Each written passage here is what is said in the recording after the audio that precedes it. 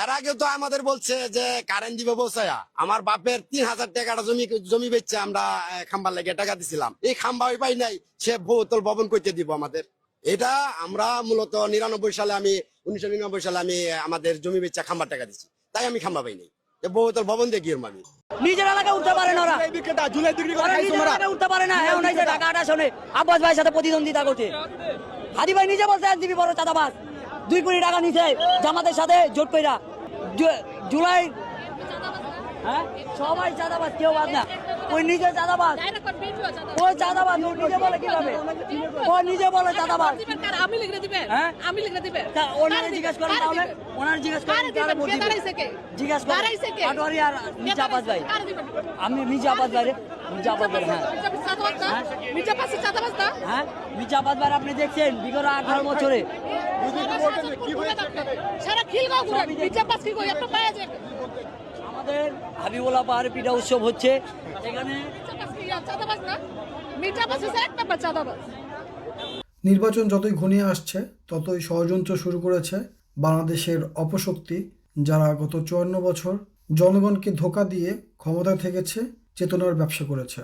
নির্বাচন হওয়ার আগেই বাংলাদেশে যে মিডিয়াগুলো আছে, পত্রিকা বলেন, টিভি বলেন, সবাই দেখবেন কি যে একজনকে ফোকাস করতেছে, জনগণ চাক আর না চাক তাদেরকে জোর করে ক্ষমতায় বসাইতে চাইতেছে। কারণ হচ্ছে গত 54-55 বছর যে একটা প্যাটার্নে বাংলাদেশের রাজনীতি চলছে, চেতনা বিক্রি করছে, মাঝখান দিয়ে বাংলাদেশটাকে লুটপাট করছে।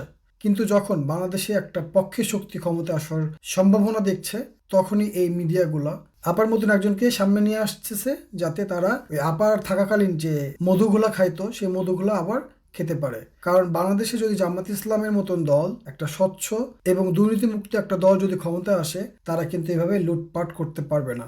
বাংলাদেশের প্রতিটা সেক্টরে, সে সরকারি হোক বেসরকারি হোক, যে কোনো সেক্টরে, ফুটপাত থেকে শুরু করে একেবারে মাথা পর্যন্ত আপনার এই দুর্নীতি। আপা যেরকম ছিল ঠিক তেমন একজনকেই বাংলাদেশে ক্ষমতায় বসাতে চাইতেছে। শুধু তাকে তেল মারবে, তোষামোদি করবে, মাঝখান দিয়ে তারও কামাই হবে, বিদেশে লন্ডন আমেরিকাতে টাকা পাঠাবে, পাচার করবে, বাংলাদেশটাকে ফুগলা করবে।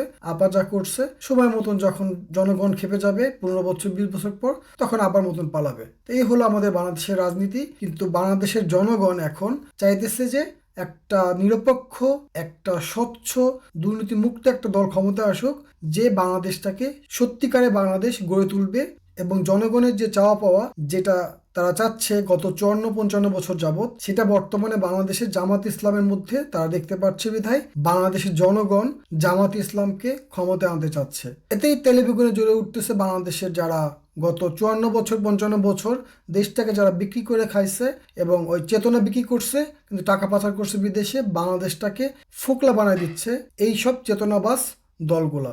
দেশ বিদেশে বাংলাদেশের 70% জনগণ এখন জামাত ইসলামকে ক্ষমতায় চায়। এই ক্ষমতায় চাওয়াটাই এখন কাল হয়ে দাঁড়িয়েছে জামাতের জন্য। এই জন্যই আপনারা দেখবেন বাংলাদেশে জামাত ইসলামের নারী সদস্যরা ভোটের প্রচারণায় গেছে, সেখানে হামলা করছে চান্দা লীগের বাহিনীরা। সন্ত্রাসী লীগ নামেও এই দলকে অনেকে ডেকে থাকে।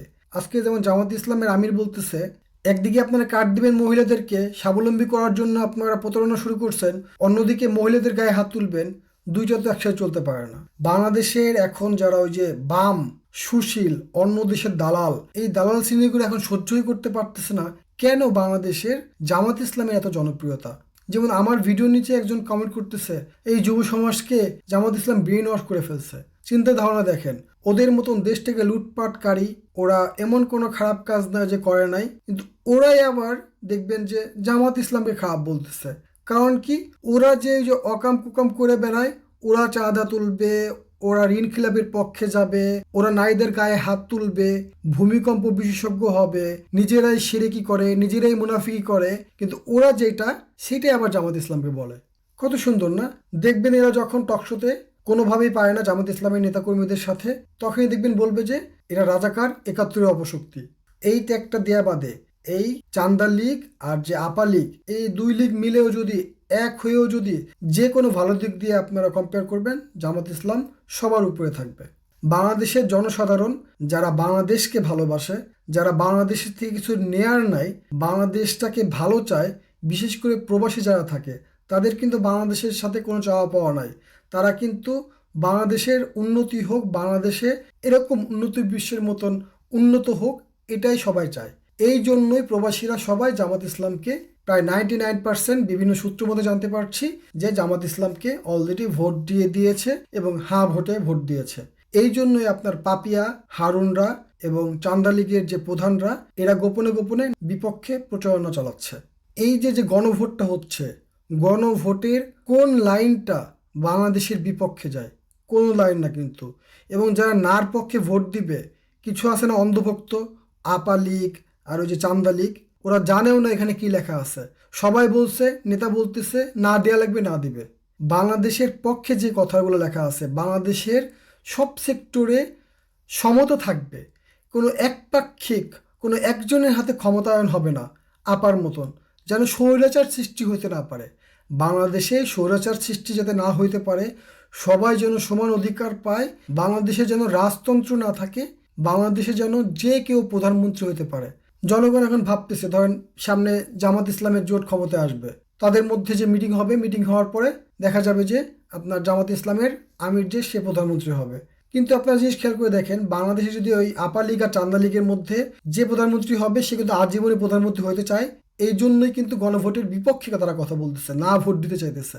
বাংলাদেশে যারা হার পক্ষে ভোট দিচ্ছে তারা চায় আজকে শফিকুর রহমান হবে, কালকে কর্নেল অলি হবে, পরশুদিন যে কোনো দল, বাংলাদেশের পক্ষে শক্তির যে কোনো দল। কিন্তু বর্তমান যে আমাদের সংবিধান, ওই সংবিধানে প্রধানমন্ত্রীকে এমন ক্ষমতা দেওয়া হয়েছে যাতে শেখ হাসিনার মতন স্বৈরাচার সৃষ্টি হয়, স্বৈরাচার সৃষ্টি হইতে পারে, না চাইলেও স্বৈরাচার সৃষ্টি হইতে বাধ্য করে, এরকম সংবিধান। কিন্তু বাংলাদেশ কি চাচ্ছে?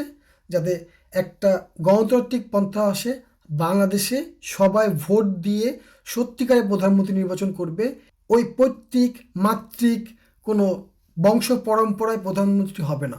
এটা বাংলাদেশের মানুষ এখন চায়। এই জন্যই বাংলাদেশে জামাত ইসলামকে ভোট দিবে, জামাত ইসলামের জোটকে ভোট দিবে এবং হ্যাঁ ভোটকে জয়যুক্ত করবে। আর যারা চান্দা লীগ, আপা লীগ, তাদেরকে আপনার রিহ্যাবে পাঠানো হবে। রিহ্যাবে যেয়ে চাঁদাবাজি থেকে মুক্ত করার জন্য রিহ্যাবে রাখতে হবে। তারপরে যত ধরনের অপকর্ম আছে তারা যেগুলো করে বেড়ায়, সেইগুলো থেকে তাদেরকে রিহ্যাবে রেখে ভালো মানুষ করে তাদেরকে গার্মেন্টস বিভিন্ন কলকারখানায় ঢুকাই দেওয়া হবে। এটা করবে কে? বাংলাদেশের জামাত ইসলাম। কারণ জামাত ইসলামের নিজের দলের লোকজনের পক্ষেই শুধু কাজ করে না, তারা চান্দা লীগের যে নেতাকর্মীরা চান্দা তুলে খায়, তাদের যদি ইনকাম না থাকে তাদের ইনকামের ব্যবস্থাও করে দিবে। কিন্তু আগে রিহ্যাবে যাইতে হবে। যেহেতু গত 54 বছর মিথ্যা চেতনার দোহাই দিয়ে দুর্নীতি করে লুটপাট করে 17-18 বছর 20 বছর পালায় যায় থাকবা, আপার মতন পালায় যাবা, এইসব যেন না করতে পারে, এইসব যেন বাংলাদেশে আর কখনো না হয়, সেটার জন্যই বাংলাদেশে হার পক্ষে ভোট দিতে হবে। বাংলাদেশে সাধারণ মানুষ দেখতেছে যে সামনে যে চান্দা লীগের প্রধান ক্ষমতা যেতে চাচ্ছে, তাদের ওঠা বসা, তারা কাদেরকে লর্ডস অফ ফলো করে, এই ধরনের বস্তি কুলাঙ্গার ছেলে মেয়েদেরকে যারা ফলো করে, লর্ডস অফ ফলো করে, জামাত ইসলামের আমিরদের কাছে বিদেশে যারা জামাতকে ভোট দিছে তাদের বউকে ইজারা দেয়, এই সব ধরনের যে ঘৃণিত কথাবার্তা বলে, তাদেরকে লর্ডস অফ ফলো করে এই চান্দা লীগের প্রধান। তো বাংলাদেশের মানুষ এখন বুঝে গিয়েছে এদের কোয়ালিটি কতটা ভালো, এবং জনগণ বলে যতই বুংবাং করো না কেন, বাংলাদেশে সামনে তোমাদের আর জনগণ ক্ষমতায় দেখতে চায় না। এইটার কারণেই বাংলাদেশে এখন তারা পাগল হয়ে গেছে। এই জন্যই দেখবেন যে জামাত ইসলামের প্রার্থী, এনসিপি প্রার্থী, বাংলাদেশের পক্ষের যে শক্তি, জামাত ইসলামের যে জোট, এই জোটের নেতাকর্মীদের উপর হামলা করতেছে চান্দা লীগ বাহিনী। কারণ কি? তারা দেখতে পাচ্ছে সামনে তারা ক্ষমতা যেতে পারছে না। এই জন্যই তারা অতীতে যে কাজগুলো করছে, মানুষকে মেরে কেটে ভয় দেখিয়ে, তারপরে ভোট কেন্দ্র দখল করে, ডাকাতি করে, সিল মেরে ক্ষমতায় এসে চান্দা তুলবে আর বিদেশে টাকা পাচার করবে। সাধারণ জনগণ এইসব টেম্পো আব্বাসদের উদ্দেশ্যে বলতে চায়, এটা 1991 সাল না, 2001 সাল না, 2001 সালের কথা বাংলাদেশের মানুষ ভুলে যায় নাই। 5 বার দুর্নীতিতে চ্যাম্পিয়ন হওয়া চান্দা লীগকে জনগণ ভুলে যায় নাই। আপনারা নিজেরা ভালো হয়ে যান এবং যাদেরকে টুকায় মুকায় পালন করেন তাদেরকে রিহাবে দেন, তাদেরকে গার্মেন্টস অথবা আপনাদের যে রাস্তাঘাট আছে পাশে 4 দোকান দিয়ে দেন, যাতে কাজ কাম করে খায়। নিজের সাথে সন্ত্রাসী বাহিনী পাইলে ওই ছেলেটাকে বা ওই লোকটাকে নষ্ট করেন না, ওর পরিবারটাকে নষ্ট করেন না। বাংলাদেশে এসব গ্যাংস্টার টাইপের বস্তিদেরকে পাইলে নাইলে বড় করবেন, আর ওই যে মানুষকে আতঙ্ক সৃষ্টি করবেন, চান্দা তুলবেন বিভিন্ন দোকান থেকে, টোং থেকে, পাবলিক টয়লেট থেকে, এসব বাদ দিয়ে দেন। তাহলেই ভবিষ্যতে আপনারা ক্ষমতায় আসলেও আসতে পারেন।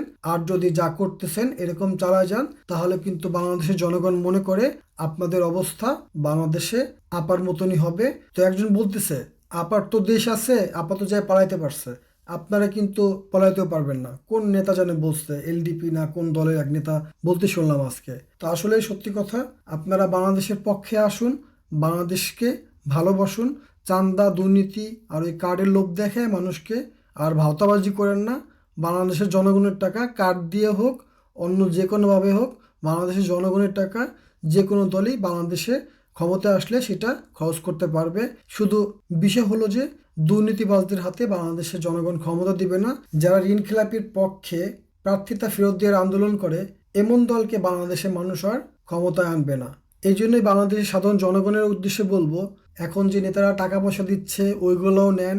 নিজেদের যেহেতু সংসার চালাইতে হবে, আপনাদেরকে তো তারা খাটাইতেছে, টাকা তো আপনাদের লাগবে, টাকা নেন। কিন্তু ভোটটা বাংলাদেশের পক্ষের শক্তি জামাত ইসলামকে দিয়েন। আগামী 5 বছর দেখবেন অনেক উন্নয়ন করবে বাংলাদেশের। চাঁদাবাজি করবে না, ভণ্ডামি করবে না, চেতনা দেখাবে না, তারা কাজ করবে। জামাত ইসলাম খারাপ কারণ হচ্ছে তারা ভালো, এই জন্যই তাদের কাছে জামাত ইসলাম খারাপ।